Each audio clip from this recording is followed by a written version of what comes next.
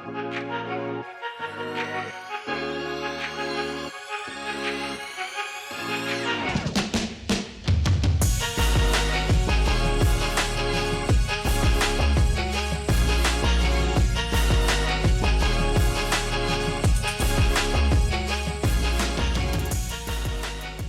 right, what's up, Pete?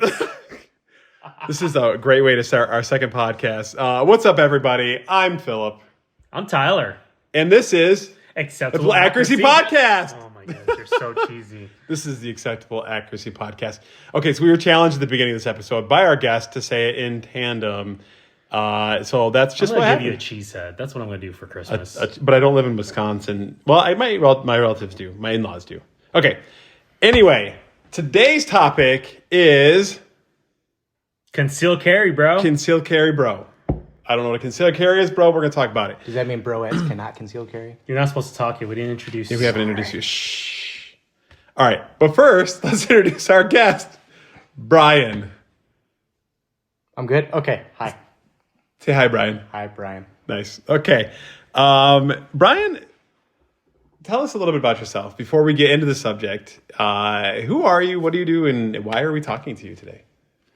Well, I'm a truck driver. Oh, nice. That's what I do. But Yeah. I carry guns a lot. Because I have a really cool boss. And he doesn't care if I carry.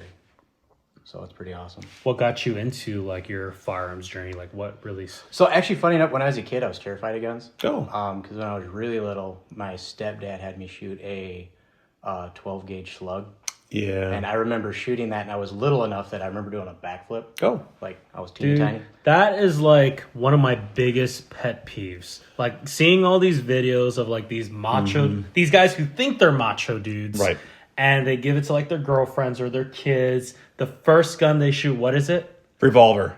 Well, I was thinking a 12-gauge. I was thinking a 12-gauge slug. And I'm like, guess what? That person is now going to be terrified of guns, will never trust you again, or will be, they'll have trust issues now, and they don't want to touch a gun again because this dude thought it was funny to play with guns like that. Yeah. As a grown man, I would love to punch someone in the face if I ever saw him doing it, but I have not run into that, so Yeah. luckily. No, maybe we should do a podcast episode at some point of like how to introduce people into That would shooting. be really cool. Right. Like what's the best way to introduce Well, them? because like if you're the gun guy, like everyone comes to you, or you'll get the call like, hey, I got a cousin, aunt, sister, Susie that wants to shoot. It's always a Susan. Yeah. Can't trust the Susan. This is why I have to borrow Phillips 22 because I still don't own one. No, so that kind of, I was very gun shy.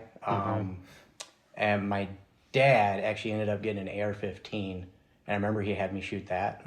And I remember it was loud when I watched him shoot. I'm like, dude, that's crazy. I'm 10 at this point. Yeah. So years had gone by since the incident with the 12 gauge. But he had me shoot it, and the first time I shot it, I was literally like, bang! And I think I shot the dirt 3 feet in front of me. I believe it. But there was no recoil. I'm like, this is cool. Okay. So then he started teaching me like fundamentals of marksmanship, things like that. Because my dad's really big into precision shooting. Can I ask you a question about the AR-15? What's up? Was it as heavy as 10 boxes?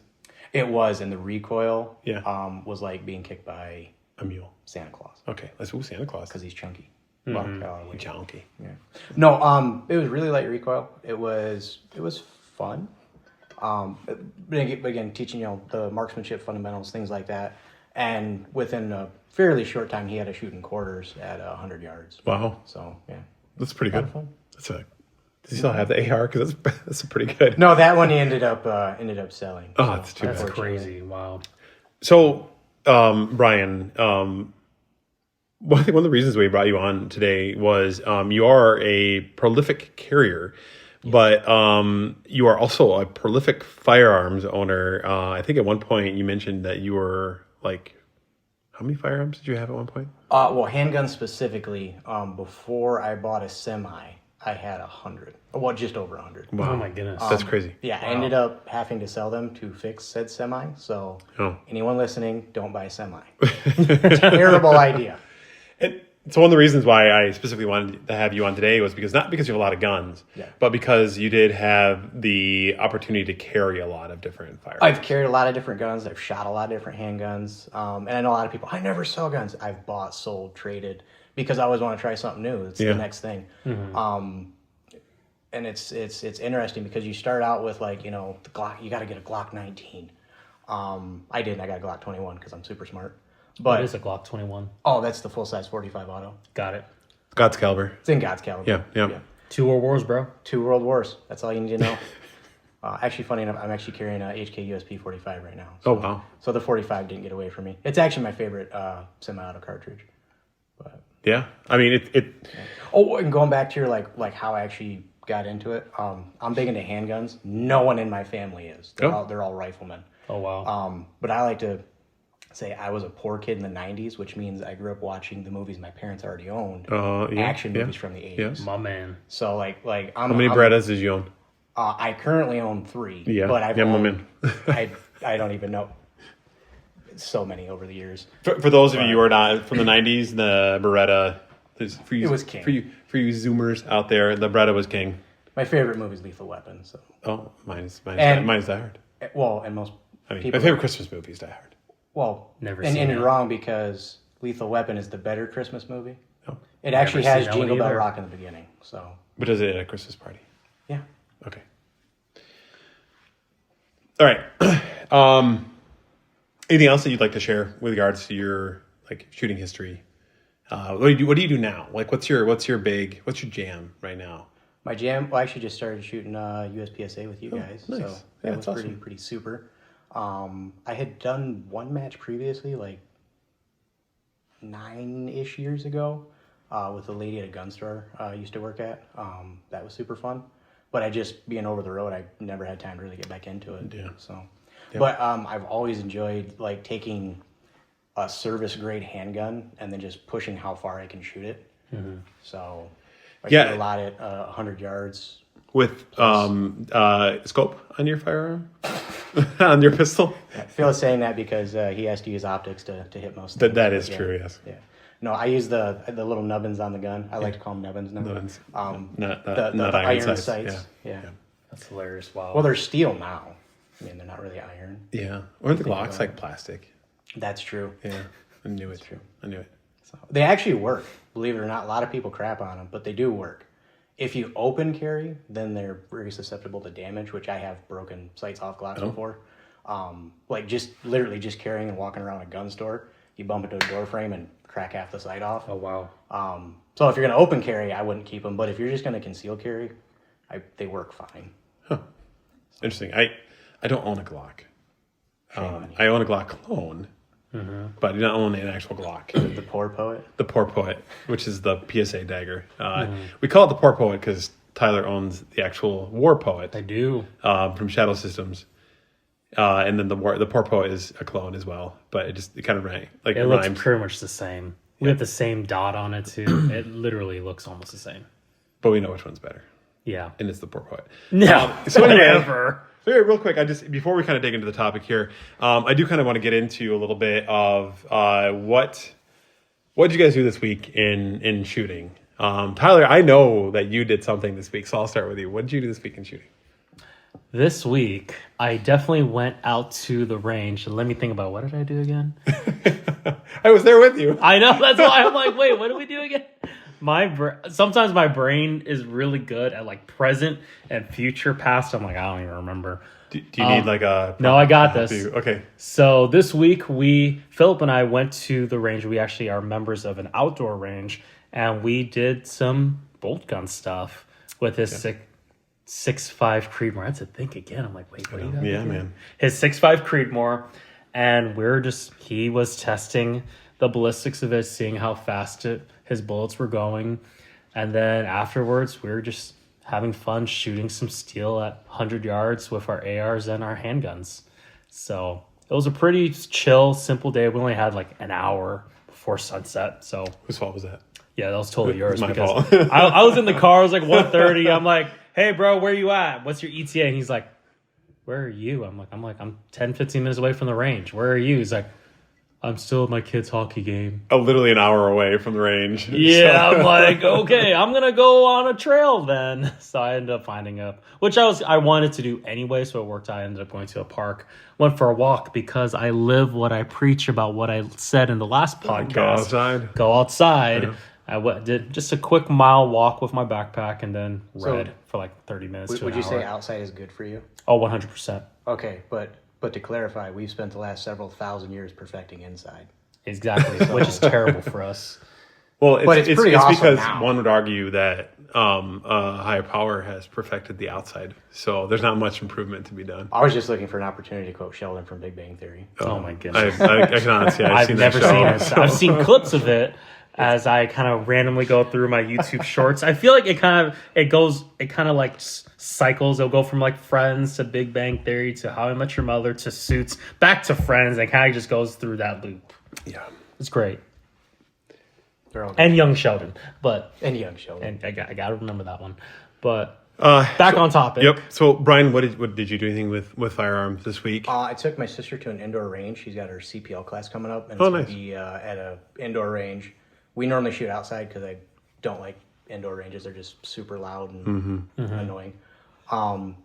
But she wanted to kind of get used to that, so just had her go inside. And she's a good precision shooter. You get her on a target. We get her bang and steal at like 50 yards pretty easy. That's awesome. Wow.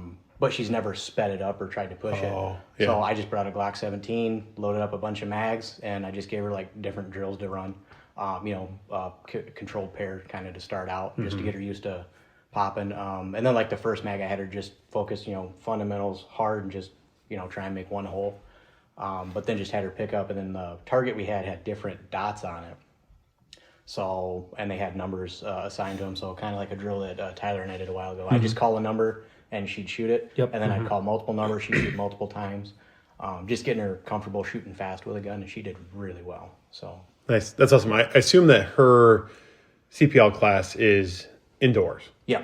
Okay, 'cause it's gotcha. gonna be- Hence why you were shooting Yeah, at well, indoor range. December 16th, I think. And it could snow. It might not. I mean, it's Michigan. You never know. Yeah, so that's true. fair. The Yeah, fact and- that it's not snowing right now is amazing. Thank God. I know. Yeah, and in Michigan, we have a requirement. We don't have constitutional carry in Michigan, so we do have a requirement to get your CPL, which does involve a shooting part of the class, not surprisingly, and then also a like sit down education part of the class too. So it's not too bad. And then I think it's like 5 years, or like your birthday or 5 years, whatever comes. Well, I guess your birthday definitely come first. Yeah, so. it's every. I think it's every 5 years on your Yep, birthday. and then you renew yeah. from there. Yeah, which reminds me, I need to renew. Michigan is a big fan of having you spend money on your birthday. So It's very true. Everything's on your birthday. Every license, every vehicle give registration. you some extra taxes on your birthday. Oh, bro. Oh, dude. Michigan's like, happy birthday to me. I know. Hey, but Michigan remembers my birthday. I get a letter in the mail every year from them. Mm-hmm. Happy birthday. It's time to pay Please give us your fees. tax dollars. They remind me like 2 months ahead of time. Like, dude, your birthday's coming up. Please send us money. you. Wait, hold on. Dang You it. should be giving me money. Send me a card with money in it. All right, let's kind of dip into the main topic here real quick. The one thing I do want to start off before we start talking about concealed carry is this is going to be our disclaimer that we'll probably have on a lot of these episodes. We are not lawyers. Do not take this as any legal advice.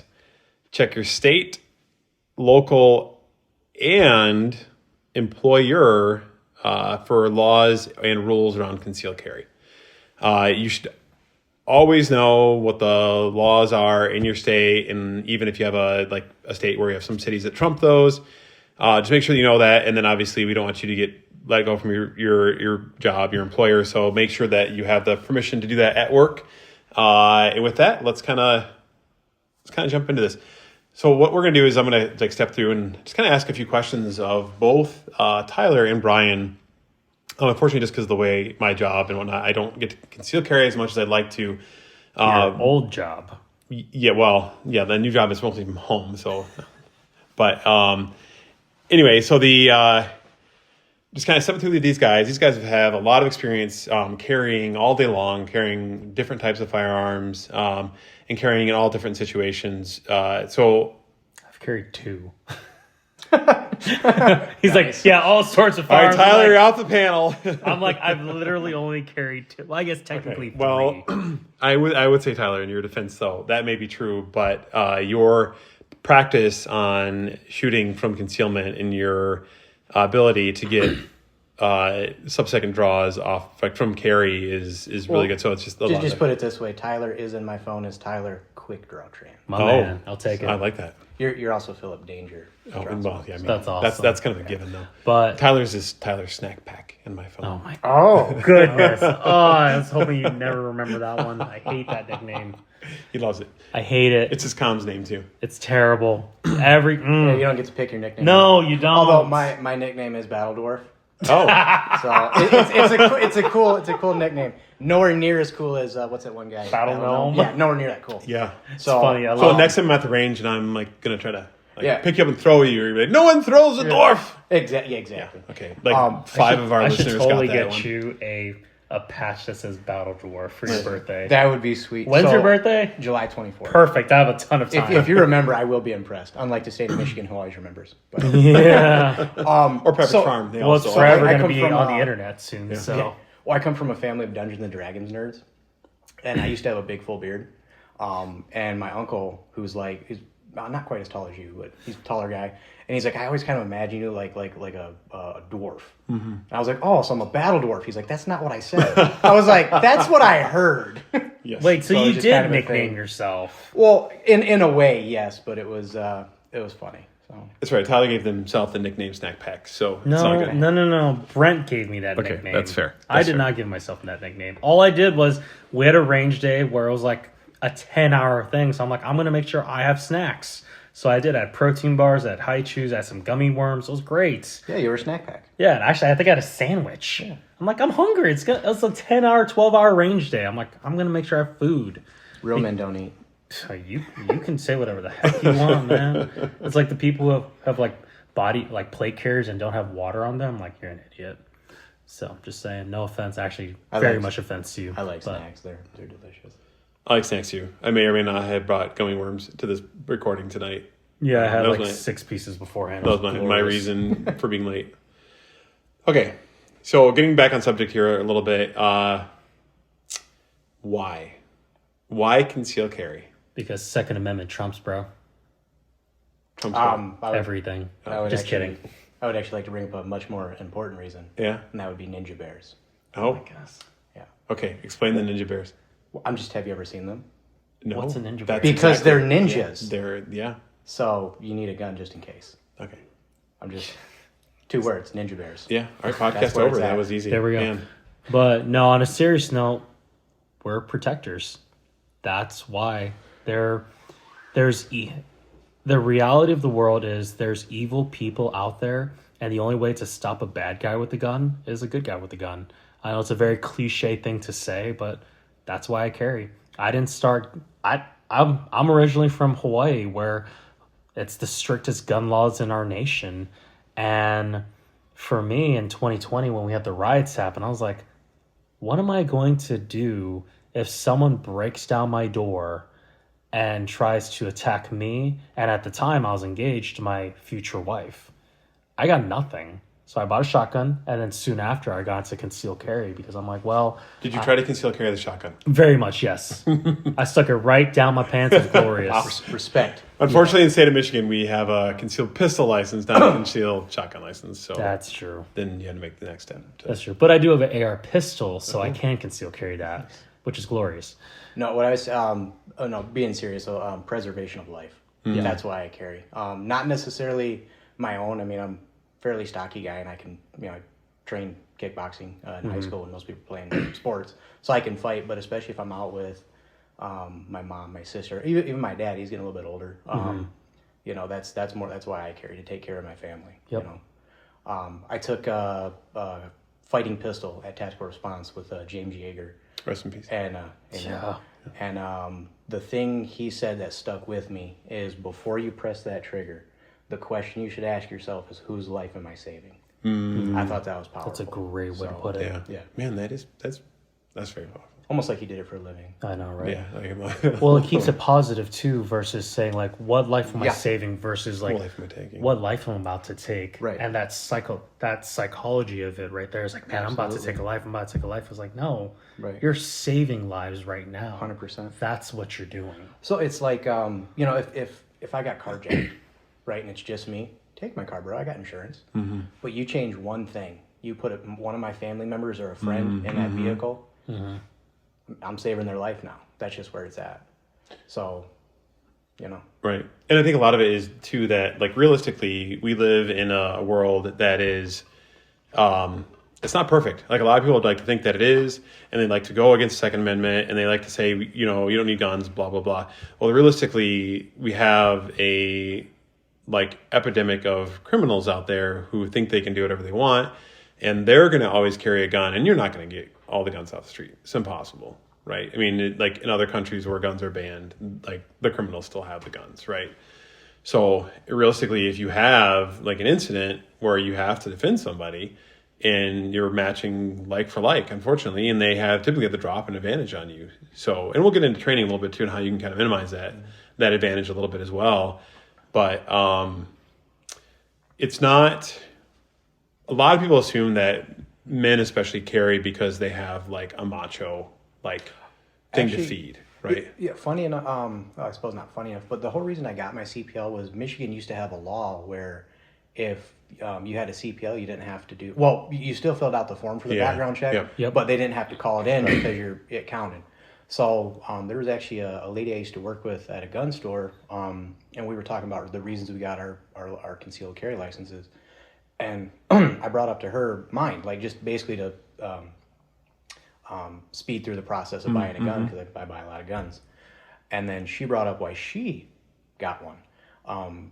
2 men attempted to snatch her. Luckily, she was able to walk away. I think this was down in Kalamazoo.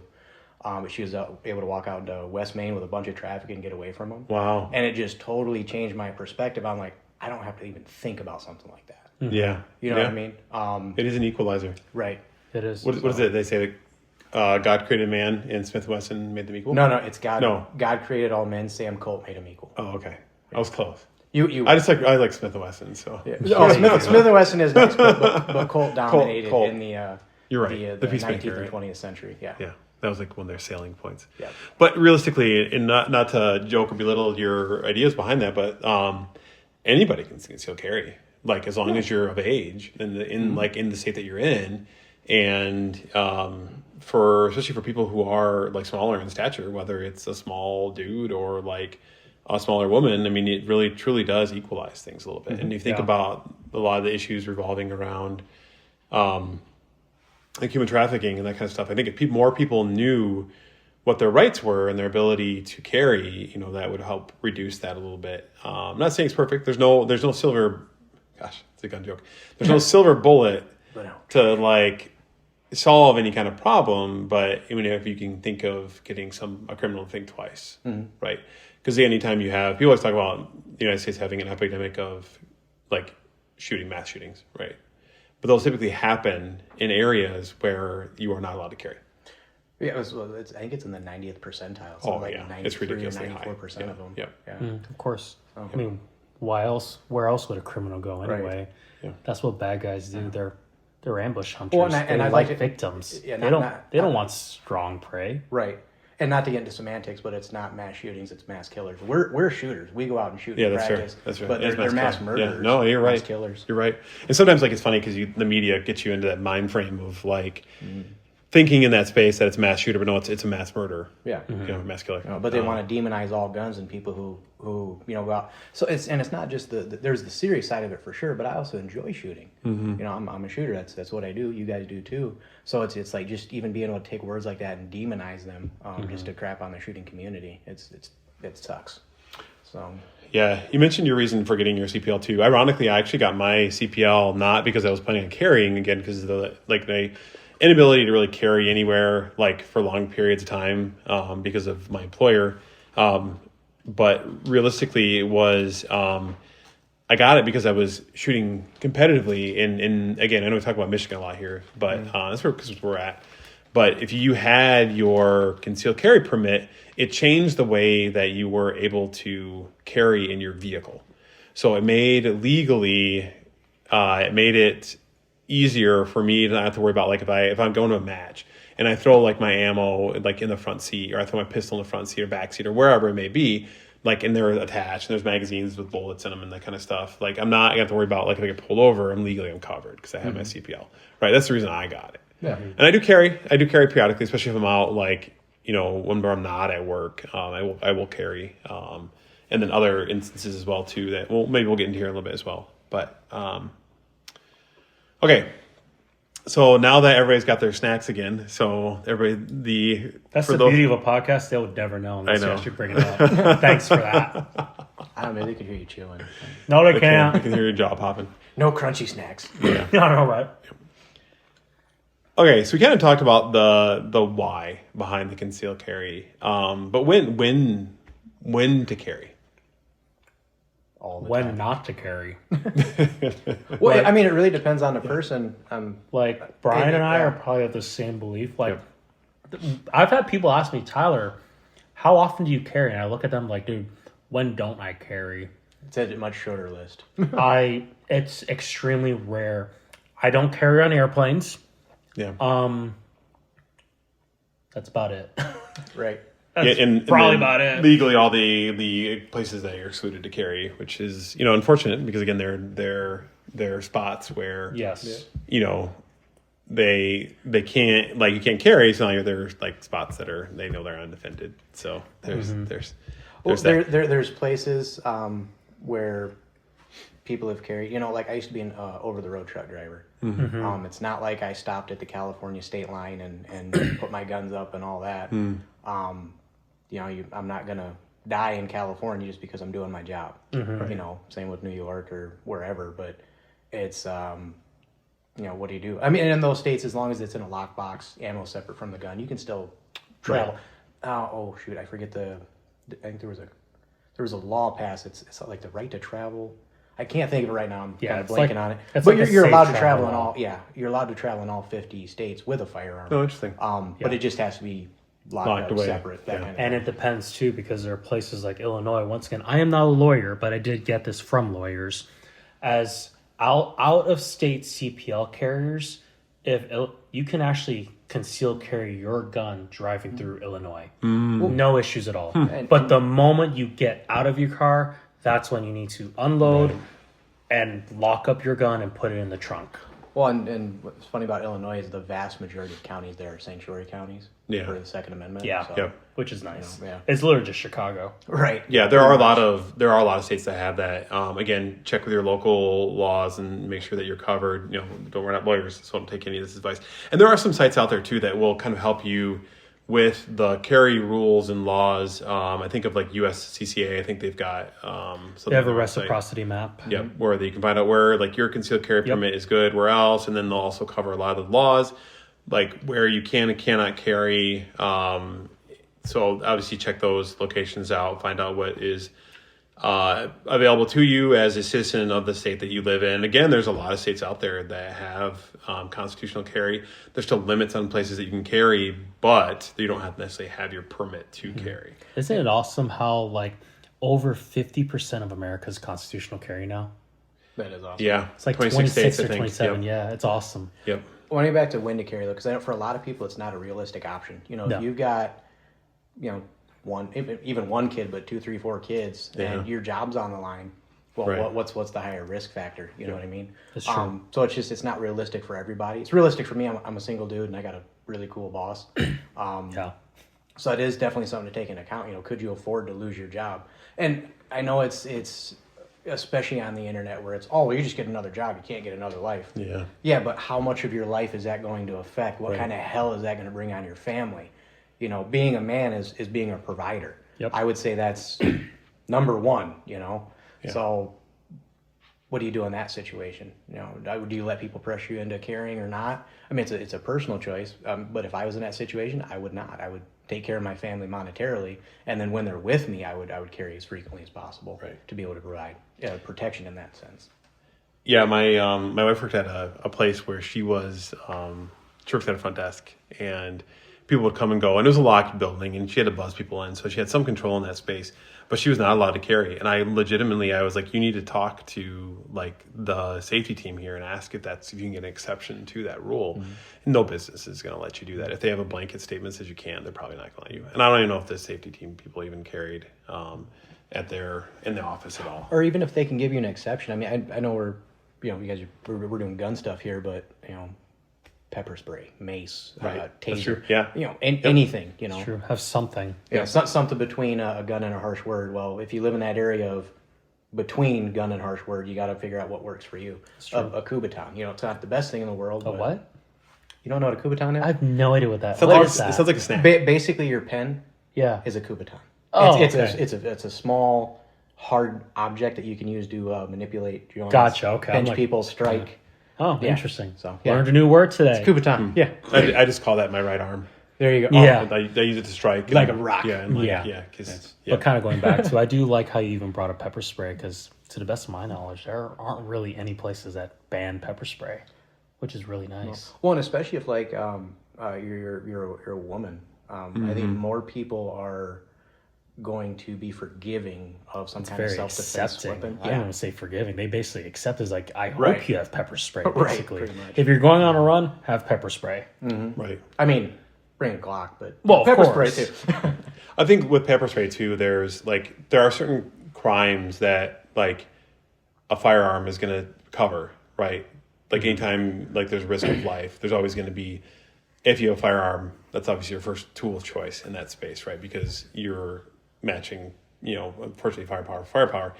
But there are situations where like with women abductions, that kind of stuff, where you have, if they have pepper spray on them, that can be a tool that they can use to help avoid becoming abducted. Right now, it's not going to stop necessarily At least deter them. Yep. It's not going to stop a specific like crime, like as soon as you commit murder. I mean, it's not going to stop murder most likely. Maybe, you never know. But Well, and it's so like training in martial arts, or even you can use boxing, which is a martial art, but it's the punch you don't see that knocks you out. So even if it's something small and quick, but you can do it fast and throw someone off, and you got that time to split and run, that's another factor. So. all right.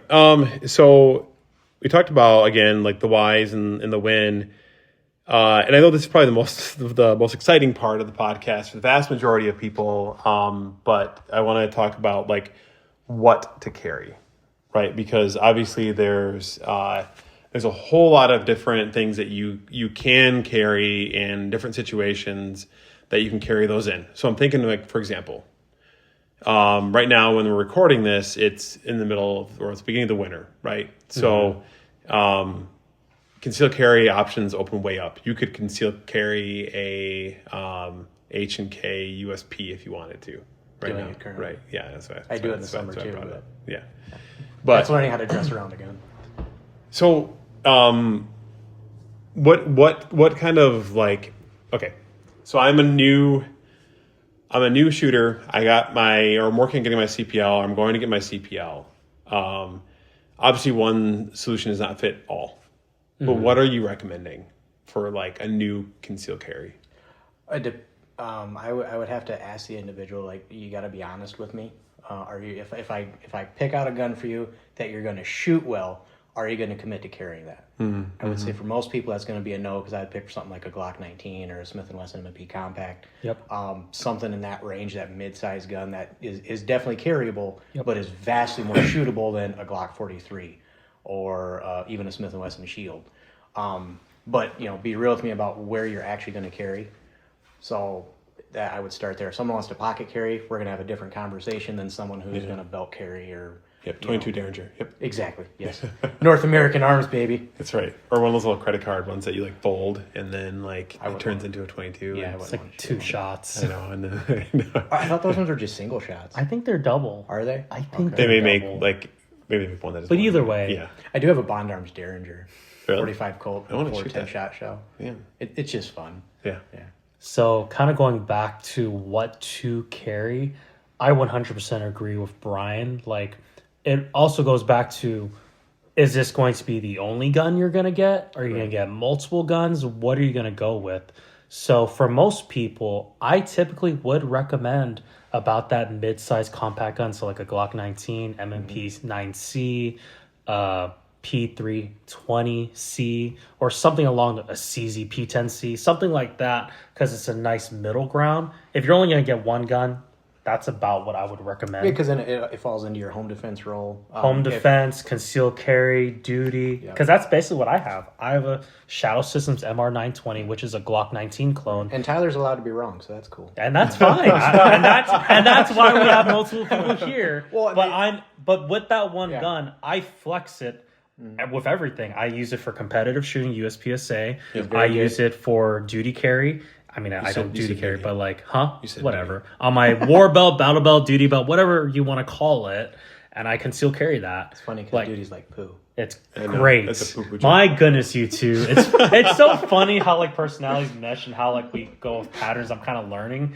I like to start things off funny and end funny. You guys like to do it in the middle. Yeah, we're like a duty sandwich. Oh my goodness. So that's where if you're just telling me like, you know what, this is gonna be the only gun I get, that's what I would say. I would say probably get something in the middle. But if you're gonna tell me it's like, you know what, I don't know for sure, or I would tell someone borrow different guns or rent out guns and find what works for you. To your point, I used to work in a gun store, and what I would tell people is I would rather see you spend $500 on ammo and find a gun you like that you actually shoot. Yep. Because here's the thing, if you shoot the gun, you'll become confident. If you're confident, you'll actually carry. Right. So if you don't shoot it, you won't be confident. You won't carry it. It'll just be a magic talisman that you put in your nightstand that's supposed to ward off evil. So you need to be shooting the guns. Just because it feels good in your hand in the store does not mean you're going to shoot it well. Right. That's true. And at the same time, too, like whenever people would say, like, hey, try out this gun and see how it feels in your hand, a lot of those people tend to be newer shooters or never shot before. They don't know how to hold a gun. Mm-hmm. Most people don't know how to hold a gun right away. So maybe it feels good at the time, but they're holding it completely wrong. So now maybe we adjust their grip and it's like, oh man, this feels great now.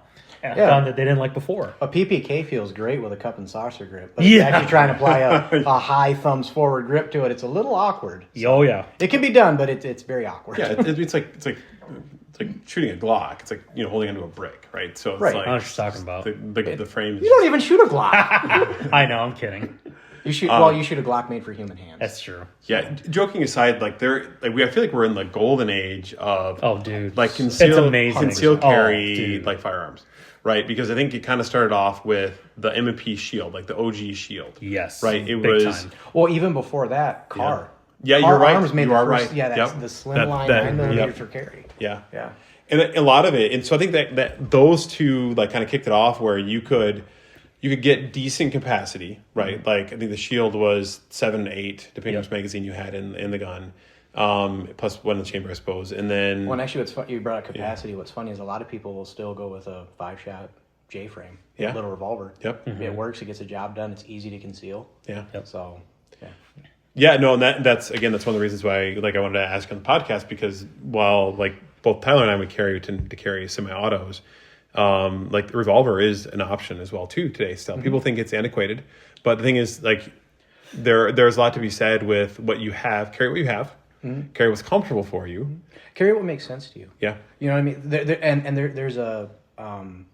There's certain things that go beyond groupthink is 9mm striker fired, optic light. Because if you don't have those things, that's the correct answer. Exactly. If you don't have that, you're gonna. So when I started carrying, if you didn't have night sights on the gun, you're gonna die. Right. Yeah. So, but it was like if you don't have night sights on your gun, dun dun dun, you're gonna die. Yeah. If you don't, and then it moved into if you don't have night sights and a light, dun dun dun, you're gonna die. Yeah. And now if you don't have night sights, a light, an optic, a comp, dun dun dun, you're gonna die. Night sights are the thing is, what's the point of night sights you can't even see anyway? No, well, okay. That makes no sense. No. That'll never make sense. They do make sense because when are you actually percentage-wise actually outside when it's pitch black? Me, rarely. Correct. So when are you outside when it's dusk? There's a little bit of light. Now a lot because it's winter. Well, especially here in the north, right? Yep. So, but if I can still see that someone's a threat, I can still see you as a person, but I may not be able to pick up my sights as well, but I know you're coming at me. I'm a redneck guy, so it literally doesn't apply to me. I understand, but I'm just telling you the thought then. That makes sense. But you can still line up your sights. That makes sense. So there's still a valid option. Yeah. So, and then you're also especially if you're carrying a Glock, you're moving from plastic sights to a steel sight. Right. So. Yeah, there's a lot of things to take into consideration. So the low light is essentially where they come into play. Where a fiber optic Yes. wouldn't really help out. So I guess kind of now going back to like what gun to carry, it really depends. Like what's more important to you, shootability or concealability? And basically from people that actually carry a lot and actually shoot, they're going to give you the same answer. Go shoot guns before you buy something, and buy something you like shooting. But what I was talking about earlier when we were talking a little about revolvers, it's not just sticking with what's practical. Sometimes you want to carry what's fun. Sometimes there's pride in ownership. You know, if you go out and you buy a $5,000 Quartz revolver, you want to carry it. You want to shoot it. You want to get your money's worth out of that gun. Yeah. You know, if you're a 1911 guy and you go pick up a Nighthawk Custom or you pick up a Wilson Combat, you're going to want to carry that gun. You've spent a lot of money on it. So there's that pride of ownership. So there's more to firearms than just this is practical and what I need.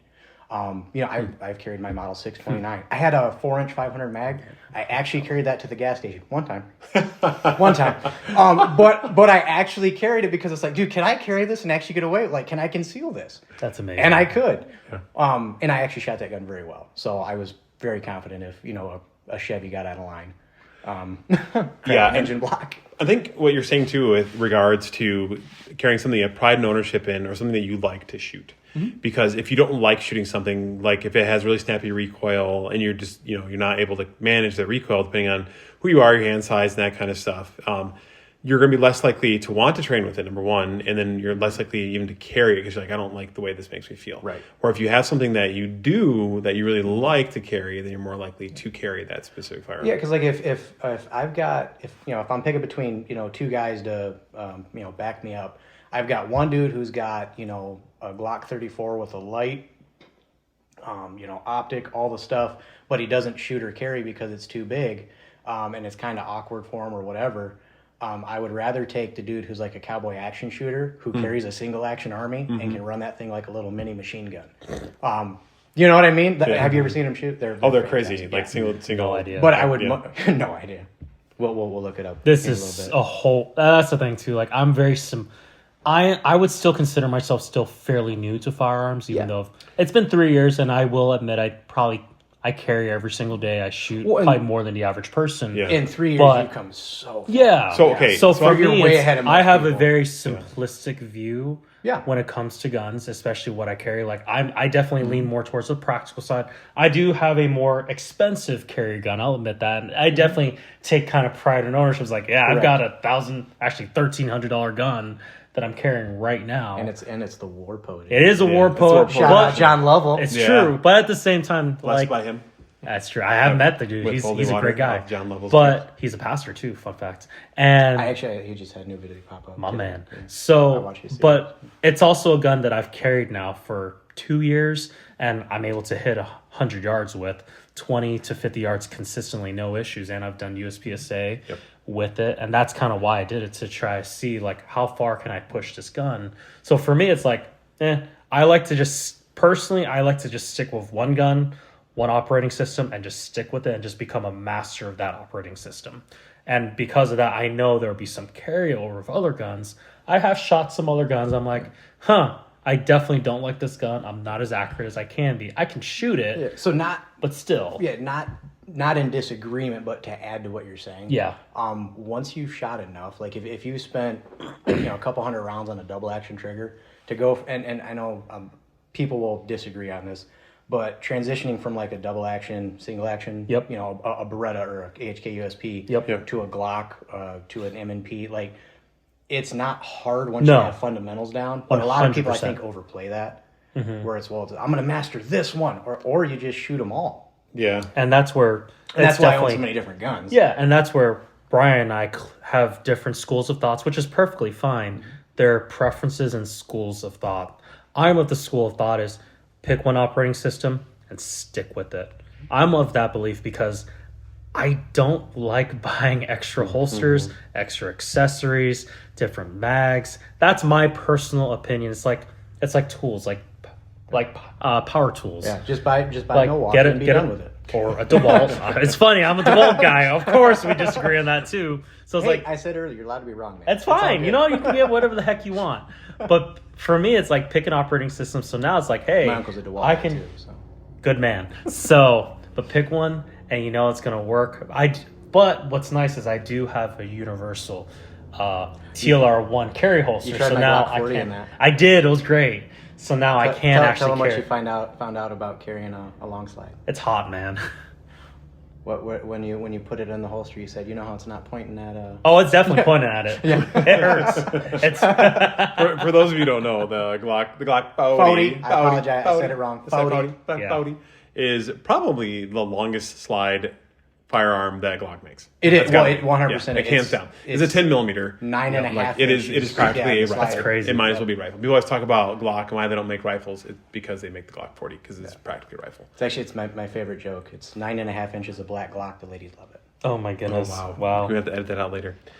You can edit that part out. But either way, so kind of going back. So there are two schools of thoughts. Either stick with one operating system and just master that, or get as many guns as you can, get the experience. No. To be clear, start out with one. Yeah. Oh, yes, definitely start with one. Start with one, please. Buy one gun.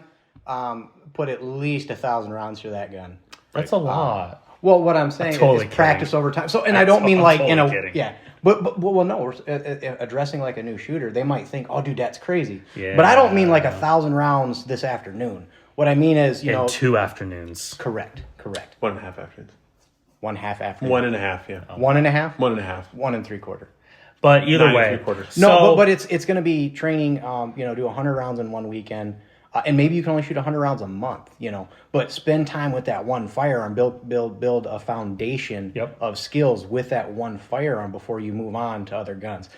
That's what I did. I probably had somewhere in the neighborhood of 1,500 rounds for my Glock 21 before I started moving into other stuff. Because you just get curious. Oh, I shoot this pretty well. Maybe I'll try a 9mm. And then you move into. Well, actually, my very first gun was a snub nose 357. I don't recommend that for a new shooter. That can be problematic. It's a very big explosion going off in front of your face. Then I moved into the Glock 21, and then after that, especially it being big bore, I moved into 44 Magnum stuff like that. Just because I was a big fan of power. Yeah. I like the big recoil, the big boom.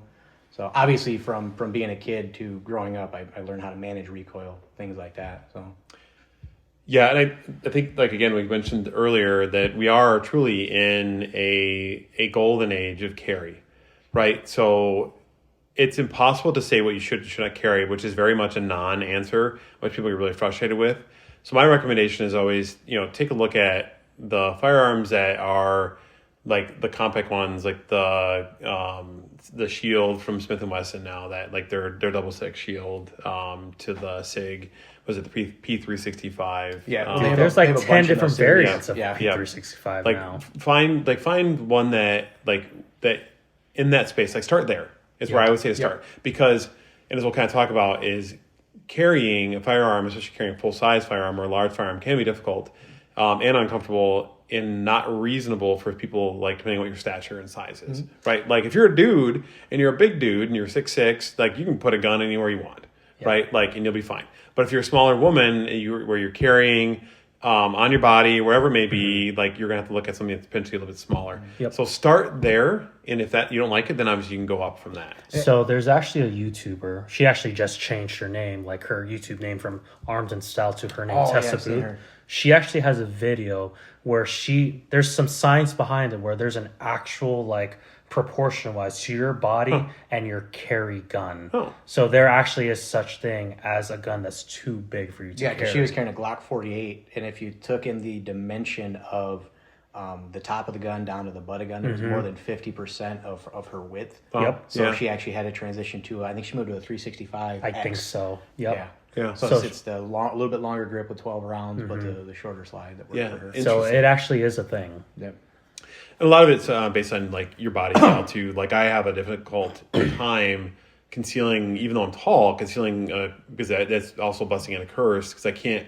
I'm trying to conceal it without like printing like crazy on my body, just because my body weight is. It's just difficult to do. Sure, body dysmorphia, body dysmorphia, but whatever. Well, and it works for me, so because I'm short and stocky, so instead of most people have love handles, I have love seats. Yep. So I can really have a big gun. That's great. But I personally have carried everything from like a tiny little pocket pistol up to like a Glock 19 size. I had a good while over the summer where I had injured my back late in the spring, where I was carrying a Glock 42 because it was super light. Yeah. I really didn't notice it in my waistband, and it wouldn't hurt my back. Yep. So, and that's kind of an advantage to also having some different guns you can pick from, almost like golf clubs. Yeah. In a sense, yeah. Yeah. So, and even then, I know Philip brought it up earlier how with us now that it's winter, it's getting colder. And for me, a part of it is with the amount of daylight that we have since sunset's at 5 o'clock now. So in the winter, I carry with a weapon mounted light. Like I always have a handheld light on me, but on my gun itself, because now that by the time I'm leaving work, it's dark. I want to make sure I have something on my gun. But in the summer, when sunset's 10 o'clock, there's really no point in having a light on my gun. Yeah, It's more weight, more bulk, no reason for it. Why you're It's- wearing like short shorts and tight shirts. Exactly. Yep. Yep, it's true. I gotta get my beach bod out with my what was it, 4-inch inseam shorts. It's glorious. Gotta show off I squad, bro. Gotta show off my quads. But so there's definitely that for sure. But once again, like Philip was saying, it's a golden age of firearms. There's so many great guns out there. SIG P365, Shield Plus, Glock 19, Shadow Systems, CR920s, whatever. HKs. And don't be afraid of used guns. No. Most people do not Yeah. shoot used guns enough for it to really matter. And don't be afraid of different calibers. Like if 9mm King. I'm not Like- I'm not like- right now. like It's 22 definitely long more rifle. popular. It's definitely a very cheap option. But if you can find a used Glock 22 or a used Glock 23 chambered in 40 Smith & Wesson, I know it's a curse word now, but dude, you can pick the gun up for right around $200. Yeah. And then you can pick up a case of ammo. Like for super cheap, you can buy the gun and about 2,000 to 3,000 rounds for what you'd spend on a brand new Glock 19. That's true. If you transition to a 9mm, it's gonna be so much easier to shoot. Yeah, you're And yeah. cheaper. Yeah, it will be. Yeah. It will be cheaper because you're going to shoot 40, and then when you go to 9, you're going to run the gun like a boss. Yep. So I think this kind of gives us an opportunity to segue a little bit into ammo selection, which we kind of talked about, and ammo, the caliber, but then there's also a huge difference between what is practice ammo and what is defensive ammo. And I want to make a distinction on this. And again, we got a disclaimer at the beginning of the podcast, it's not legal advice, but if you're shooting like ball ammo for practice, that's great. They Right. all fall to hardball. I don't think I've heard that before. You have it's a 45 auto thing. Oh. Yeah. No. Well, we are 9mm guys. so No, I know. we Yeah, have no sorry. idea. Yeah, Yeah. that's We're they all fall to literally hardball. 9mm That guys. used to be the thing. Really interesting. But a lot of considerations on that too is there are, when you have defensive ammo for pistols, it is designed to be used in a defensive situation where like you want to hit the target and you don't want to go beyond the target, right? Like you don't want to go through the target. So that's something you can consider.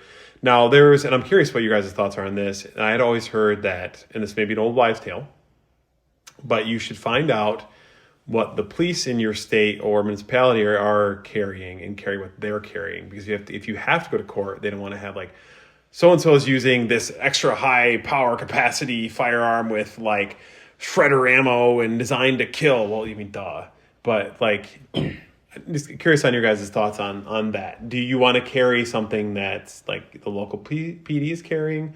Or is it more of like you carry something that's like a popular... I think if I don't think it necessarily has to be what law enforcement in your local area is carrying, because I think that's an easy trap to fall into. Or if you're carrying the same gun as the cops, you're carrying the same ammo as the cops. Are you trying to be a cop? Right. You know what I mean? It's Yeah. that's a weird loophole too. But I think if you buy any major commercially available self-defense ammo, I think that's going to be a hard case to make. Yeah. If you buy like the ammo was popular years ago. The RIP? Yeah. Yeah. That's silly, but you might run into something there. But again, you who knows? Yeah. You know. Right. So I was listening to a video by armed attorneys, and there was actually a video about hand loading hollow points. Yeah, interesting. So they are lawyers in Yep. Texas, and from what I remember, they argue that it doesn't get it brought up in court. Huh. Yeah. They don't care. Interesting. They want to use. They don't really care. And once again, I could be wrong. Maybe I'm quoting them incorrectly, but they basically said it's not that big of a deal to handle your own I'm defensive more inclined rounds. to agree with Tyler. I don't think it's going to be that. That's big a deal. such a nitpick thing Yeah. that lawyers can try to do, but remember, they're trying to convince a jury, and a lot of They're not times gonna understand. the jury would be like, Yeah. huh? Yeah. That's a little, from an average jury, and that's why jury selection is so important as well. Serve on your juries. Don't get out of it. Remember, Well, if you might, well, the thing is, you might not even get chosen for jury I duty know, because if you're too gung I ho know. about guns, they're like, we do not want him. Yeah, Yeah, well, remain neutral in that part. But what I'm saying is, if you're smart enough to get out of jury duty, you should probably do jury duty. Yeah, no Because kidding. if you're they up on need you? trial, That's true. wouldn't you want someone, that's you fair. know, Like you. That would understand. So, but kind of going back to that, I'm definitely in agreement with Brian. Ryan, sorry, bro. Oh, it's all good. So I have no idea what our local law enforcement carry for their ammo. Personally, for my carry ammo, I want something that I know I'm accurate with, that I have tight groups and have good ballistics. So I have done my own ballistic gel testing, and I went through But I've seen you shoot. So how do you get tight groups just by changing the ammo? So it depends on the ammo stuff, because we've had thanks for that.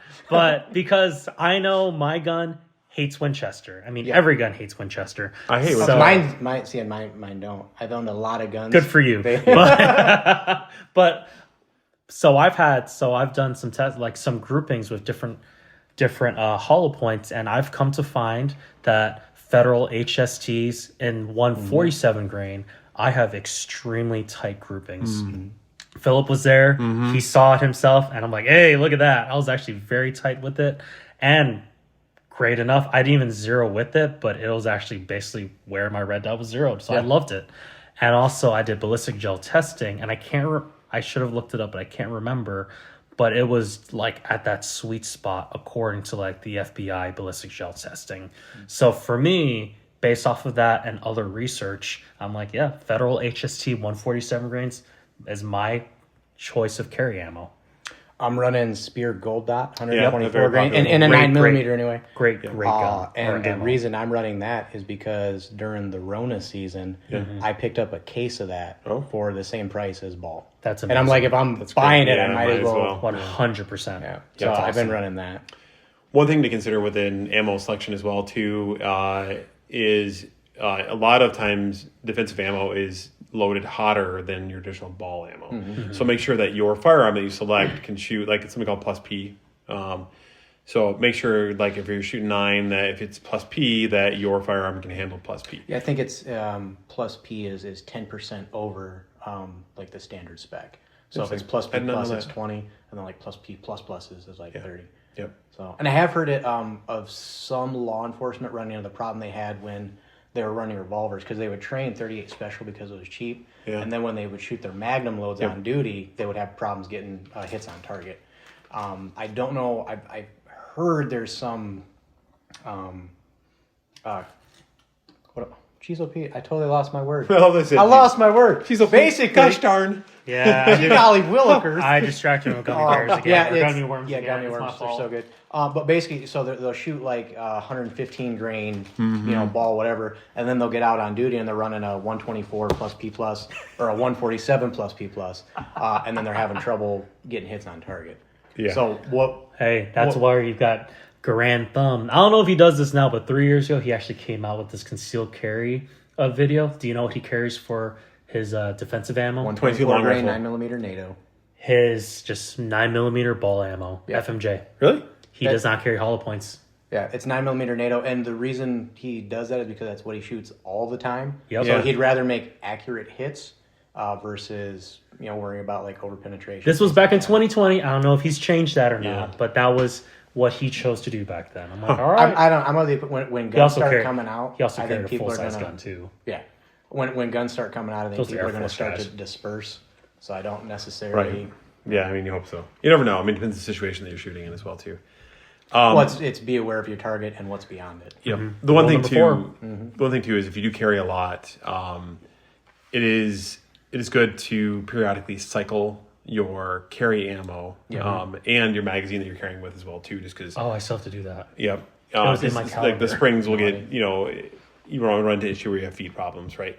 But the nice thing about that is I would say, and people will be like, well, that's just So that's I've had Glock 21 mags loaded for years. Yeah. And I run them and they're fine. Yeah. So I don't know how much of that is like gun myth versus reality. And I'm one case, Yep. like one person, one individual. So, The reason I bring it up though is even if it is Worn out already. like a myth, to shield. it gives you the opportunity to shoot your defensive ammo at least once a year, right? Yeah. It's expensive. Defensive ammo is a lot more expensive unless you're in the middle of Rona than ball ammo. Yeah. Or target ammo, practice ammo, as they will label it on the boxes. But Yeah, because keep in mind you're actually carrying the ammo. You're moving around. It's bouncing around. It's not like it's sitting. yeah, in you a get box fuzzies in it from in your one belly place. button. Yeah, yeah, yeah. There you go. And also the humidity from your body heat and sweat. Right. Yeah, a lot of the defensive ammo too runs a different type of metal for the actual case of the round because of the moisture. Instead of using like a brass, they use like a The nickel coated ammo. yeah. I was gonna say nickel coated, but I don't want to sound like an idiot. So Pretty sure it's nickel. But so that I know that helps in that. I know I said case coated, as but well. I'm pretty sure it's called nickel plating. I think. Yeah, Yep. they use a little Nickel paintbrush something. and they paint it on there. I am so special. Okay, so we talked about a little about ammo. Again, look up the big ones. Federal, HST, Spear Gold Dot is very popular. Hornady, Critical Defense or Critical Duty. Those are all great rounds. Buy a box of each. Find out what your pistol likes the best and go with it. But ballistically, you can pretty much get away with pretty much any hollow point. Like I did testing with this really cheap Remington hollow points, and they did just fine ballistically. So you were there. And It was? you guys ever watch Paul Harrell? Yeah. He has a whole video on hyper ammo, the really expensive hyper ammo, like Underwood, some of the even HST stuff like that, where he compares that to Winchester white box 124 grain hollow points, and there's really not much difference. There's not much. So now availability wise, you're probably gonna find the hyper ammo because people buy more of it. Sales are a thing, marketing is a thing. Yep. So that's something else to consider. And bullets are bullets. If all you can afford is ball and you're still carrying, carry ball, because I would much rather have a good guy out there with ball ammo in his gun versus no gun at all. I mean, I know it wasn't a handgun, but you have Kyle Rittenhouse who used ball ammo of AR-15. Yeah. No That- issues. And to the best That's of a my little knowledge, different. we've never had a situation where someone was killed because a bullet went right through a person and hit another person. Yeah. Now, what To the does best happen, of my knowledge. Yeah, what does happen is people miss. Yes. In law enforcement, that's a big thing where people miss and they can blow through a wall. But typically, when bullets hit organic material, they dump a lot of energy. Yeah. Yes. That's fair. Because that's what they're designed to do. Yep. Exactly. Okay, so in thinking about gear, to kind of round the gear conversation out, and one of the more important things to talk about, firearm selection, ammo selection, they're all really important. But how do you carry about yourself, right? This is a big one, and this is a lot of personal preference.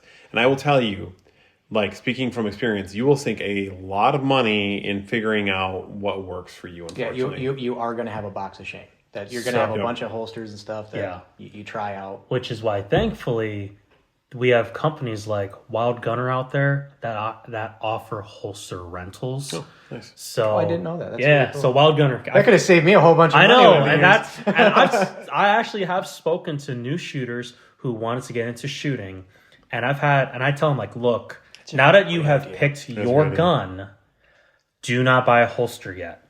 Rent holsters.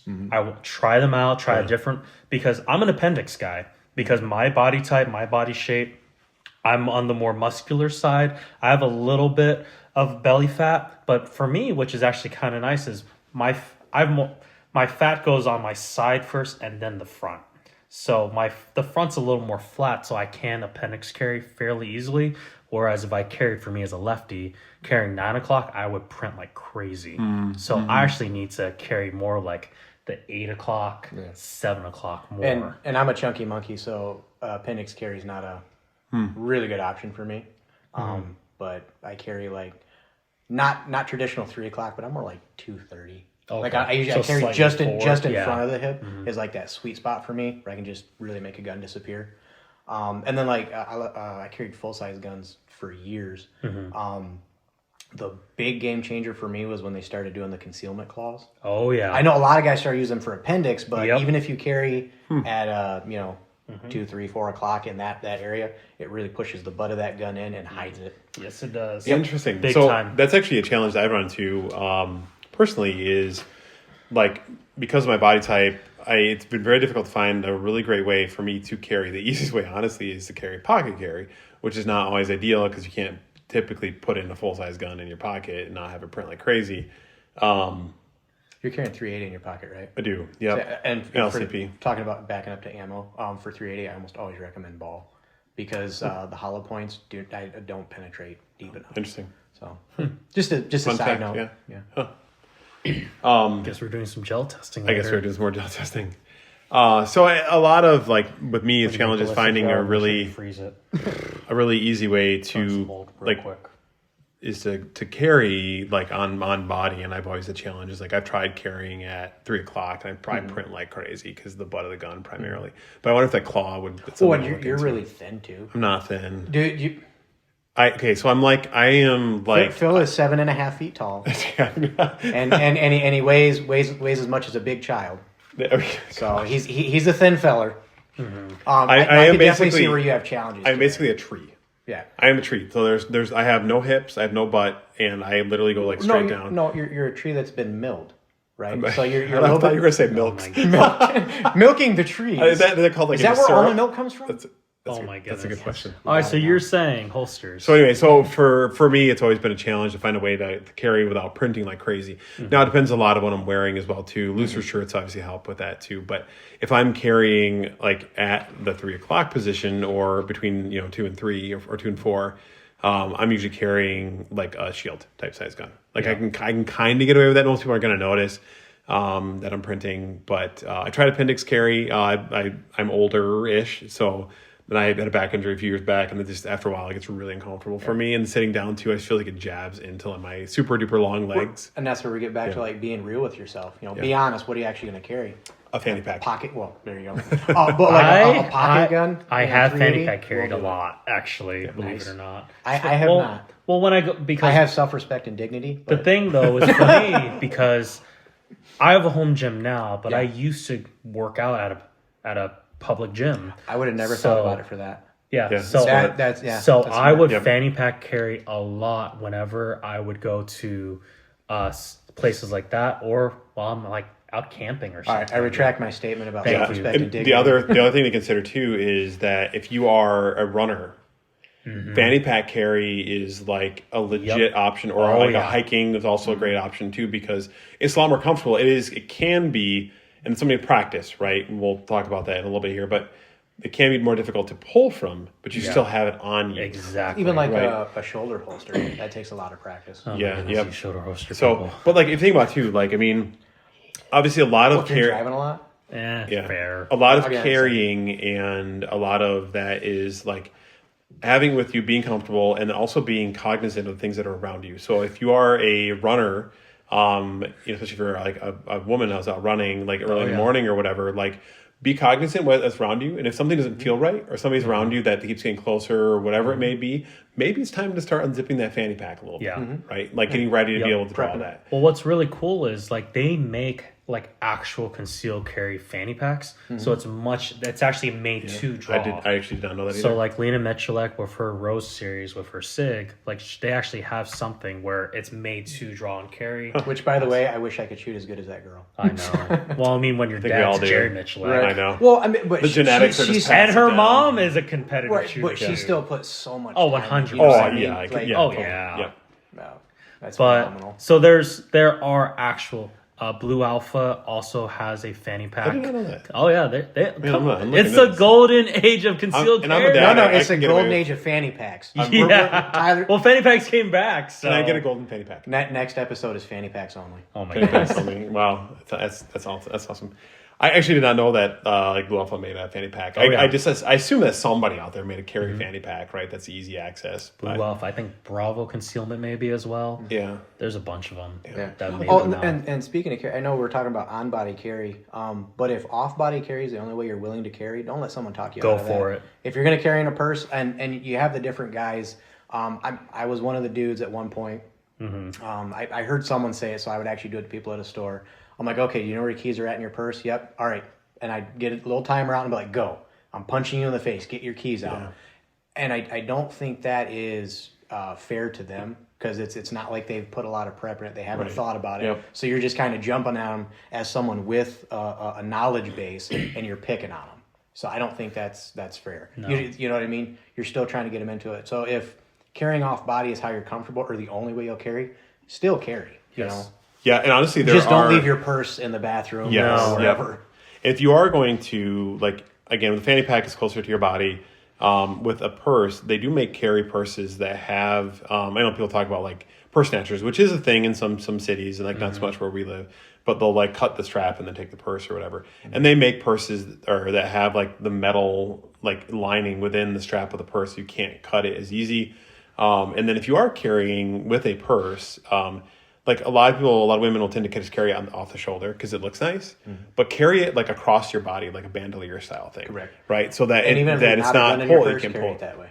Yeah, it just makes more right. sense. Exactly. And I think that's actually really stylish today too. Like the ladies have like the crossbody, like little, it's almost like a fanny pack, but like a bandolier. Dude, I wear brown boots with black belt, so I'm not going to talk about style. Yeah, I'm terrible.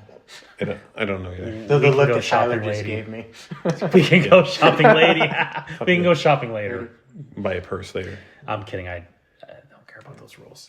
So there's different types of carry. There's appendix carry. There's like carrying on your hip. Like, you know, there's also shoulder carry. So shoulder carry, just a quick story on that one. I had in 2014, I drove a bus. It was for a youth conference for a church.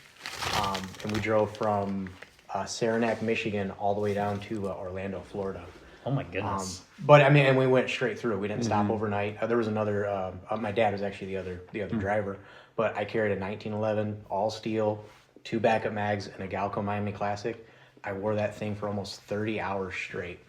Super comfortable. Like if you're looking for a comfortable way to carry, especially if you're driving a lot, or some people can't wear a belt, it's uncomfortable, or like they have an injury so they can't really do a belt, it's still a great option. I know it's fun to make fun of it because it's like a FUD thing, but I think a lot of like Secret Service, I think they carry a lot of like especially in a suit because it's not limiting your mobility at all. Correct. That's a big thing. If you got to run, yep, then like you're gonna able to like pull like and carry a lot easier with that there. Yeah, and my uncle used to like exclusively shoulder carry. Even in a t-shirt, he'd like put his carry rig on and throw a t-shirt on over it.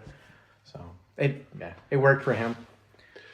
And then we got him a good holster. So. Yeah, a lot of it is, he carries a Glock 20. A lot of it's practicing. Because 10 millimeters too. So kind of going back to holsters, now the question is like, what material of holsters? I'm a big fan of Kydex because it's form-fitting. It protects your trigger because with leather, personally, I just don't think it covers your trigger as well. And I even think of like these hybrid holsters that do like a leather with Kydex. That's the worst.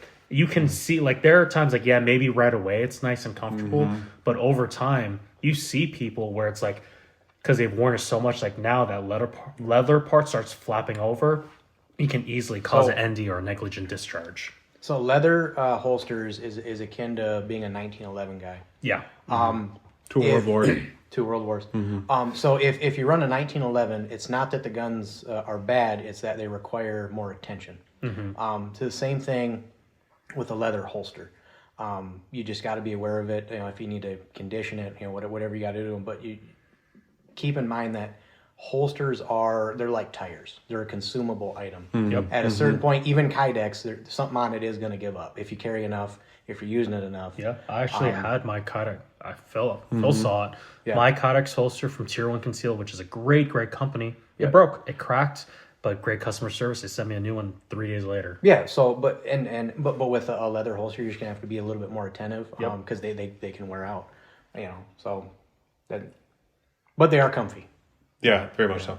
So I think the concept is find a way that carry that's comfortable for you. Talk to somebody that has a box of shame and then ask if you can see their box of shame. Most Like, gun people are super friendly. Yeah. They want you to carry a gun. They'll want to shoot with you. Yep. So like, dude, can I try out a holster? Don't be afraid to ask. Yeah. Because they'll probably be like, you can have this one. So true. Yeah. After we're done here, I'm gonna ask about the claw thing. The claw. Unfortunately, as a lefty, I can't do that. That's true. We could. You just be shooting. I could, and I have. I've let people. Well, I mean, I've let people like, "Hey, try my holster and see," and they're like, "Oh, this actually not too bad." Right. So then they went ahead and actually rented that same holster. It's like, I like it. Yeah. Unfortunately, I had one buddy who I recommended to rent a holster. He didn't. Bought the same holster as me. He hates it. Never carries anymore now. I'm like, bro, I literally told you. And he just dropped $140 on a holster. Holsters aren't cheap. And don't be offended if you, assuming you're listening to a gun podcast, you're probably the gun guy in your group. Don't be offended when people don't listen to you.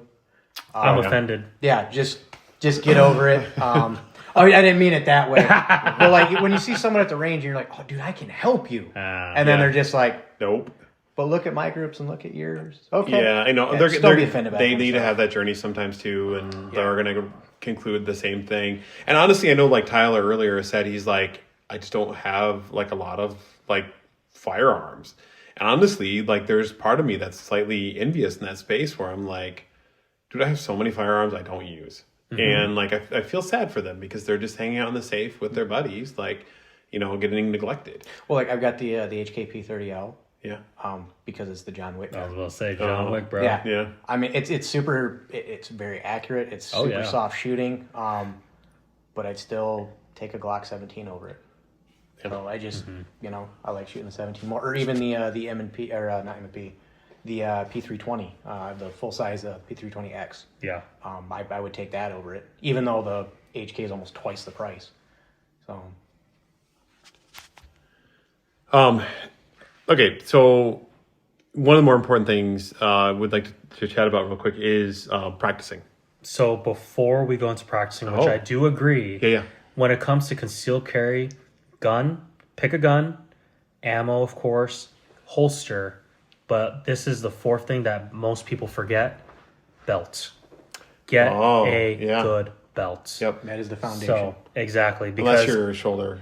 yes. So for the people who are carrying you it gotta on be your like Tyler, just lift extra weight. Then you need a Yeah, belt. I know, You need a right? belt. Them shoulders. Yeah. So, but very quickly, there are definitely great options out there. Because when I first started carrying, I was like, oh, Amazon got some cheap gun concealed carry belt. Hated it. It was flimsy, Paper thin. floppy, didn't Yeah. work. Yeah. Eventually, I got a Blue Alpha, what was it, a low profile EDC belt. It was okay. I liked it, but it was Velcro, so it was just kind of hard to adjust. I've got I think it's the Deltac Force. It's the one James Yeager recommended like 6 years ago. Gotcha. Before I took his class, and my leather belt had finally died. So I was like, I need a belt. He recommended that one. I was like, There you cool. go. It's not the most comfortable belt in the world, but Mother Goose is it tough. Oh, yeah. Basically conveyor belt material. Yep. Eventually, yeah, which I get that. I mean, Yeah. that's why And eventually. if I run out of ammo, I can beat someone with it. There you go. Yeah. It's heavy duty. Yeah, you can just whip them right Yep. in shape. And eventually I moved on to the Core Essentials belt. That's what I carry now, and I love it. Next belt is very similar to it's just a ratcheting belt where when I'm standing, I can easily micro adjust to the right size I need. I did get a groove belt for Black Friday. It's okay. I don't love it. It works. It's really light. I might summer carry with it. I think But- you're missing the most important part. What's That that? is one heck of a fidget spinner. It really is. It's fun. It's That a thing is fun to magnetic. click It's a together. magnetic clip, so I get it. It's fun, but this will probably be if I am going to keep this will probably only be for suit carry. Since I am a pastor, I will be doing weddings and doing funerals. I will wear suits, and I carry appendix. So this way, I'll just attach my holster through ulti clips connecting to my pants, and then putting this over on top of it because it's a nice looking belt. Yeah. So I get it. That's good. So if I were to keep this, I don't know yet. I still have like 20 days to return it. So, but personally, I wouldn't get a groove belt. But there are great options out there. But so yes, belt. So now that's my spiel on belts. Yeah, no, I'm glad you brought that up because when I was writing the notes down for this, I did not include it on there, and it is a very vital part of not only keeping your pants up, but keeping your gun in a secure position, especially when you 100%. draw and whatnot. So with like practicing, Dry fire. yeah, So for those of you who don't know what dry fire is, it is practicing with the firearm with no ammo anywhere near you, typically within your house, where you're drawing the firearm, you're pressing the trigger without any ammo in the gun, hence the dry part of the fire, and shooting at targets. People do in their basement a lot too, but getting that experience of like pulling from concealment and then bringing the firearm up, getting your shirt out of the way, all those things, which Tyler does a lot of. So I'm going to kind of let him step into that here a little bit. So what are your thoughts on like with practicing with dry fire? Yeah, so just like what Philip was saying, always follow the 4 universal firearms safety laws. And that's where it's know your weapon and treat it as if it's always loaded. Make sure that you keep your finger off the trigger until you're ready to fire. Don't point your muzzle at anything you're not willing to kill or destroy. And make sure you know your target, what's beyond it. So even when you're dry firing, I still follow all 4 of those laws. So this way, if for some reason that one random bullet is around me, if I do end up having an ND, no one's going to get hurt. So that's why with dry firing, I try to pick like, okay, where in my home, this is my designated dry fire space. For me, since I am single by myself, no one's around, I can really dry fire anywhere I want.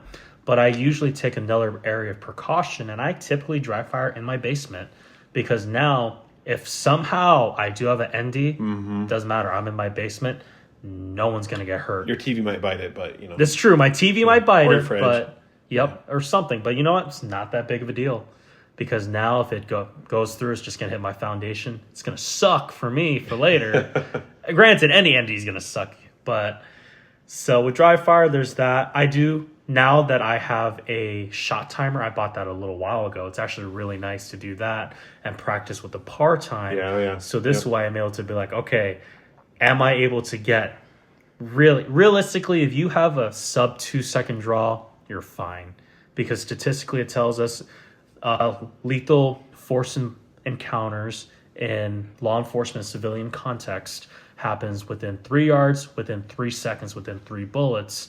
So if that's the case, I want to make sure that I have a consistent draw that's 2 seconds or less. So with the par time, it's like, okay, 2 seconds, let's go. How good am I with that? How accurate? And then how fast can I go? And really try to push it and see how fast I can go. And eventually, once I get into the range, I'll like, okay, now am I really getting like that sub-second draw? I don't know. But now that I'm actually training with live fire, it's like, hey, no, the answer is no. Sometimes I can. I know there are great dry fire tools out there. I have a dry fire mag as well for my shadow systems. It works great. And then, of course, I don't have this, but I will eventually. They have the Mantis X10, which you can either attach to your the bottom of your frame where the light goes. What is that called? The light rail. Yeah. The light rail. Thank you. It's dust covered, but I would say Picatinny, but I know it's not. Glock doesn't use Picatinny. It doesn't. But to that rail over there, or you can actually attach it to the bottom of your mag, and it traces you. Like it'll trace like your draw stroke, how fast you're going, if you're flinching, the movement of your gun. It's really cool. I really want to get one. I don't know why I haven't, because it's really not that bad. I think in the long run it's like $200. Mm-hmm. So that's actually going to save me a ton of money over time, especially when I'm going to be more accurate with it. So I do want to get that. So with dry fire, I don't dry fire as often as I used to. I probably dry fired 4 to 5 times a week. Now I'm maybe once a week. So it's hard to find time. But a lot of it, I think, is just, especially when you first get the concealed carry setup, is practicing with that setup to make sure that you can get the gun out without fumbling it, without dropping it, without getting hung up in clothing. Yep. And doing so safely, obviously. And then if you have a lot of firearms nowadays, the safety is within the trigger mechanism. Typically, like the Glocks have the blade. But if you have safety on yours, like there are some Smiths that have safeties, manual safeties still be like in them to make sure you can practice getting that off and whatnot. And then once you kind of mastered that, I would definitely spending time at the range safely again, practicing drawing from concealment and engaging targets at like different ranges. Obviously, a lot of close-up stuff because, like Tyler was saying earlier, you're going to most likely be within a certain distance of or a fairly short distance of your attacker, right? Now, if there's a situation where, if there is like a mass murder event going on, you may be required to take a shot at longer distances. Way less likely to happen than a defensive situation where somebody's attacking you, but always good to practice those fundamentals as well, to get out there and then, like we talked earlier, practicing with your defensive ammo, because a lot of times it is going to recoil more than like standard ball ammo along with that as well too. So I don't know if I've told you guys this story or not, but most expensive bullet I've ever fired was $1,700. What? Yeah. When you dry fire, I know this is going to sound silly. Unload your gun, separate the ammo from you. Yeah. Yep. Go into a separate room. Before you draw, say, I am dry firing out loud. Even if you're by yourself, check your gun. Mm-hmm. When you are done, I have finished dry firing. And then step out of the room. You're going to load your gun, holster it up, whatever you're going to do. I did a bunch of dry fire. Loaded up the gun, holstered it, sat down, I was watching TV, and went right back to dry fire. Oh, no. So not only did I shoot an $1,100 TV, Yeah. I went out and bought a $600 TV that day, too. Most expensive bullet I've ever shot. Wow. Dang. Complacency, because when you're the gun guy, sometimes you can become complacent. Yep. I know what I'm doing. It's that arrogance. It's the pride. If I can do it, anybody can do it. Yeah. Oh man. So I had a situation where very similar, where I did that. I was dry firing, and then I was done, and then I loaded my gun, and then my brain was like, "I'm going to dry fire again." I forgot. Yeah. I drew. I aimed. It was in my basement in my old house. I was aiming in my window, and I had my finger on the trigger ready to go. I was like, "Wait a minute," and I dropped it. Open, like, I have a bullet in here. So I was like, literally, I already took all the mush out. I was at the wall of my trigger. Mm-hmm. I was ready to fire. I'm like, that could have been really bad. Yeah. I fully committed. Mm-hmm. So, yeah. I'm glad I didn't. Right, no. But it's, honestly, like, I've had it too where even if I'm at the range, like, where I am, like, firing and I go to unload and everything. Like, I think you and I were out once, and I went to go take my firearm, and I intentionally went down to unload it. I thought that I had, like, dropped the magazine and then unloaded the chamber, but I didn't remove the magazine, so I just, like, racked around into the gun. Yep. Fortunately, I caught myself on that, but it was all aimed down range, and I was ready just to pull it, because I always, when I'm done shooting, I always, like, propel myself away when I go back home. If I'm not concealed carrying that pistol or rifle or whatever it is, I always pull the trigger into the berm. Mm-hmm. Like, so I know that it's empty, right? And I was like a hair away from, like, pulling that trigger. Right. And again, it's just having those things in your mind of, like, again, if you're in your basement, that's one really great way, just in case something does go off, there's nothing in the way. You don't shoot. If you do ND, which you don't want to do, you're going to do into the wall, right? For most people, that's something I encourage them not to do, is they'll check their gun and then pull the trigger. I was in a house. Actually, I saw my brother. He ended up shooting his hand, but he checked the gun, dropped the chamber, and then pulled the trigger, and he was doing this, and oh my goodness, shot his hand. So check the gun. Do not pull the trigger. There's no reason. Right. Something this I know it's a semantic thing, but when you're looking in a gun, do not look for brass. In your brain, you'll say brass. Mm-hmm. If you see brass, you'll go, "Yep, brass," and then you'll send around. I know that sounds silly, but it happens. So when you're checking the gun, you're looking for an empty chamber. Oh yeah. Words matter, and it matters what you program in your head, because your brain, when you're just doing something, you'll go on autopilot. Mm-hmm. Brass, yep, click, bang, and which makes sense. Now you're buying 2 TVs. So well, even psychologically, it's true, because I know this is not a psychology thing, but you're about to get a psychology tip right now. But psychology, bastard. I know. So Hashtag so 5% of our actions, feelings, and thoughts only come from our conscious mind. Our subconscious and unconscious make up of 95% of our actions, feelings, and thoughts. So that makes sense. So once again, now it's like you're already on so much in autopilot. Like, if you're just saying, like, brass, like, no, you really want to consciously say, like, I am looking for an empty chamber. Redundancy I am is dry your firing right now. I am not dry firing right now. Say it That's out loud. A great way to put it. I love that. Feel dumb when you say it. Just get over that. Feel dumb. Build in redundancies. Protect you from you. Yep. And there's the reason, like a lot of competitive shooting too, like when you're like USPSA, it's unload and show clear. If clear, hammer down the holster. Yep. And they have you do those things. They have you those steps. So if somebody does not like properly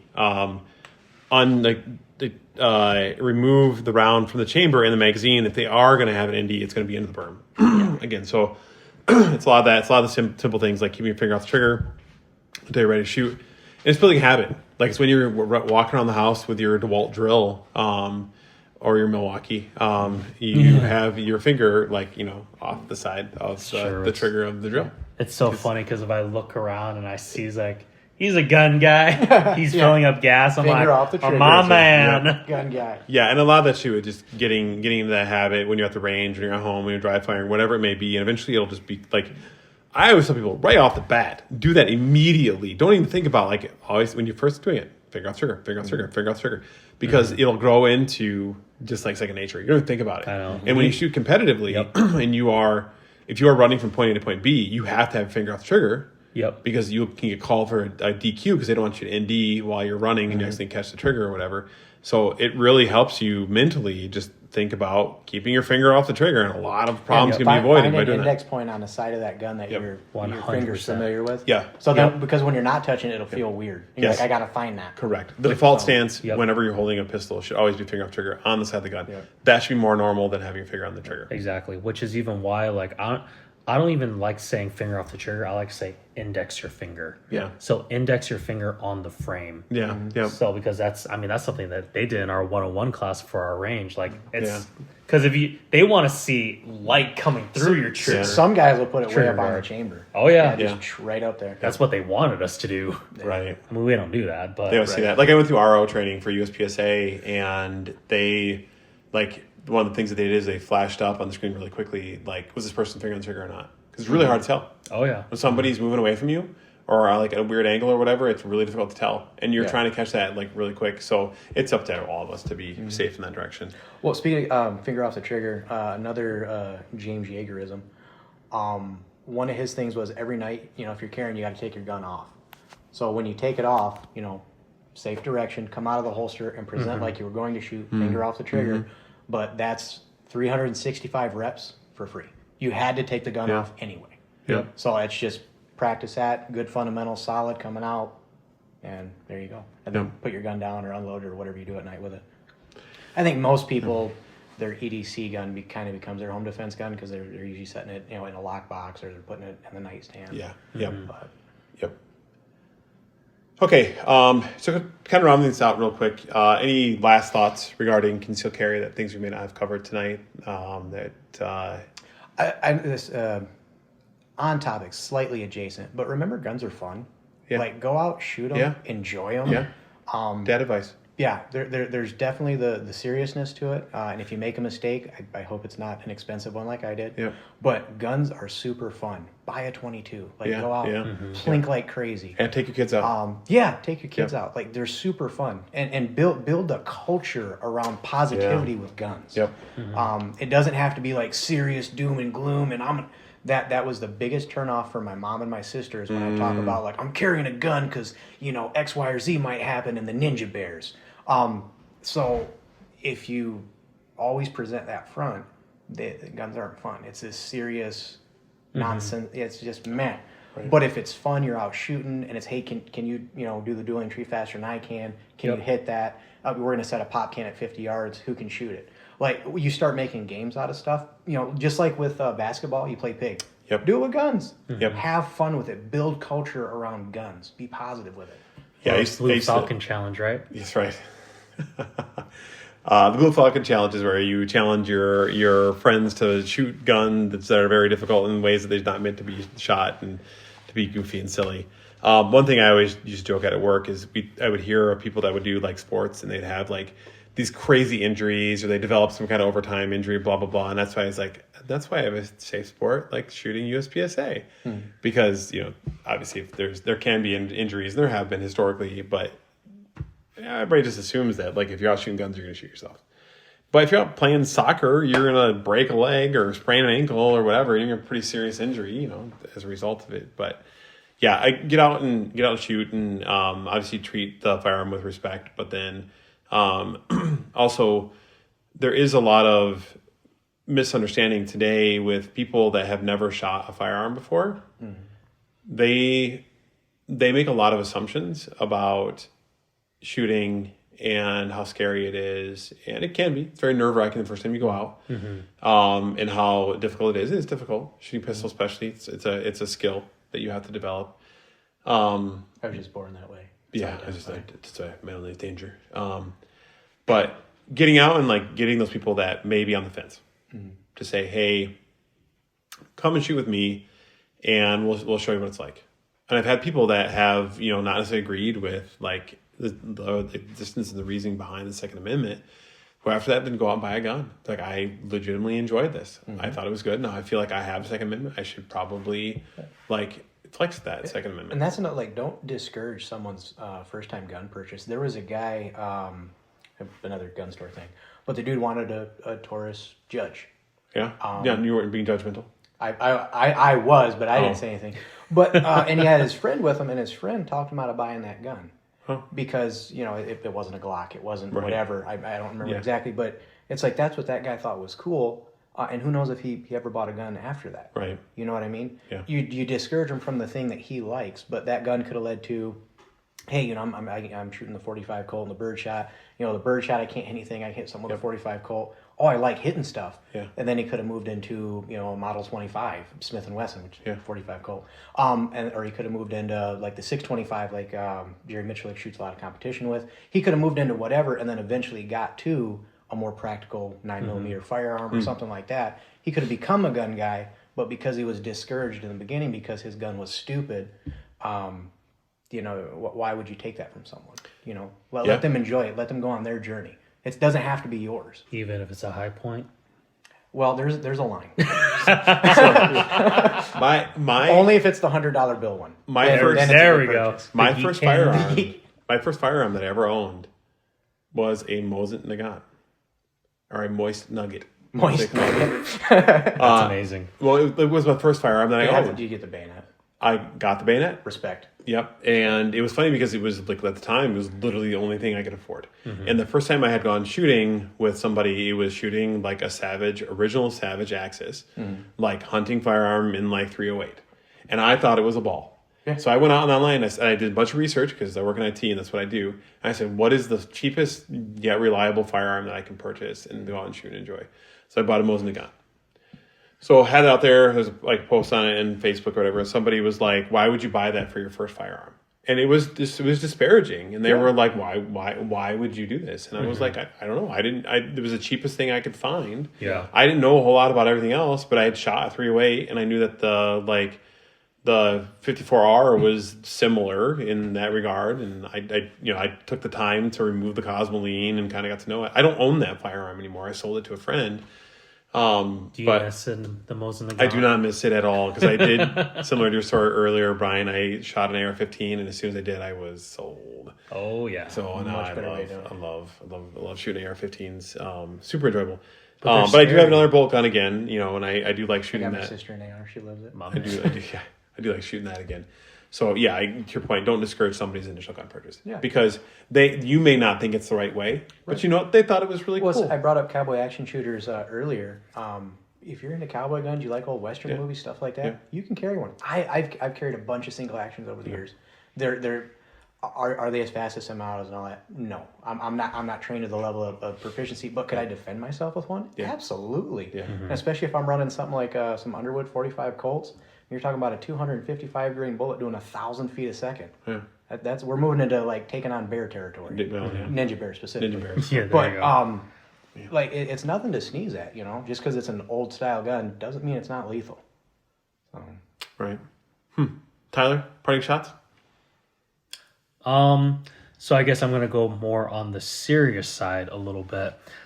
And when it comes to concealed carry, once again, you're putting yourself in a situation where you might have to save a life. And unfortunately, we live in America where lifesavers are punished. And you could have done everything right, and you could end up like Kyle Rittenhouse, where now you're in the eyes of the public. They chose you and decided to just destroy you. Like, the dude still has legal fees to this day. Oh yeah, yeah. And it's insane. And that's where, do your research, do what is right, and don't go looking for the fight. Of course, we're here to be defenders and protectors. And if you need to save a life, save a life. But there's a time where maybe should you go into the action or should you retreat? That's where you're gonna have to figure that out. Because I think if there's a situation where there's a shooting in Walmart, he went in. I mean, he was a hero, but unfortunately, he got shot from behind because he only thought there are two bad guys and he thought there was only one. He saw a lady, thought it was a good person, come to find out she was a criminal as well, and shot him and killed him. So there's of course that, and also you have.